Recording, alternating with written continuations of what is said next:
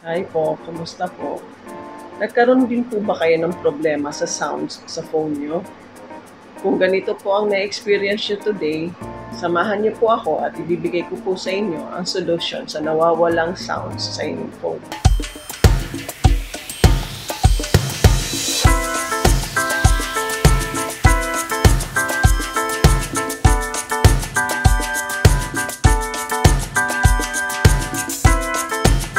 Nung isang araw po, nag-shoot po ako almost the whole day sa dalawang episodes na gusto kong i-upload.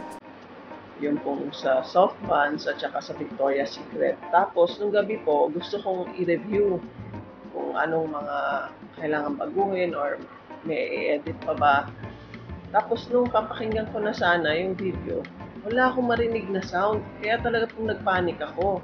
Kala ko po na kapag shoot ako ng walang sound. Kasi minsan po nangyayari yon. So, nag-search po ako kung anong dapat gawin pag ganito yung mga na-experience na problem. So, nakita ko po yung solution na to. So, gusto ko rin pong i-share sa inyo kasi baka magkaroon din po kayo ng similar na problem. At least po, hindi nyo na problemahin. Kasi, lalo na po ngayong panahon na to, naka-lockdown po tayo and ang hirap po dahil hindi natin alam kung saan natin ipapaayos ang phone natin. Kasi yun na po talagang naisip ko. Sabi ko, pag hindi ito naayos, kailangang ipa-repair ko na to. Pero paano? Kasi sarado pa nga yung mga service center at saka mahirap po sa sitwasyon natin ngayon. So, panoorin niyo po at nang malaman niyo kung anong dapat gawin. So, ang gagawin po natin ngayon ay pupunta tayo sa settings.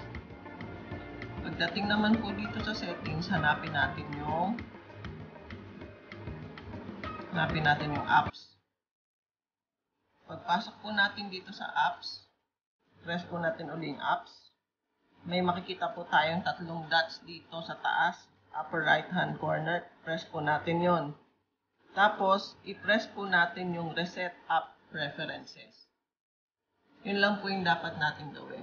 Marami pong nagsasabi na i-reset daw yung all settings. Pero, may danger po kasi pag na-reset natin ang lahat ng settings sa phone natin, baka po mawala yung mga data. So, ganito lang po yung simple way para makorect yun. Tapos, kapag ka na-press nyo na po yun, balik lang po kayo uli sa main. Tapos, i-close nyo lang po muna yung phone nyo. I-restart nyo po uli. Then, pag open nyo po, after restarting, mag-open po kayo ng isang video sa YouTube or any music na meron kayo para matest kung meron na pong sounds. And kung may sounds na po, successful po yung inyong ginawa. Kung hindi po nagkaroon ng sounds, then maybe may iba po talagang problema yung phone nyo. Sana po ay may natutunan kayo sa ating video for today sa nawawalang sound sa phone. And kung nagustuhan niyo po ang video na to, please like and subscribe and press the notification bell din po para malaman niyo pag may mga current uploads ako.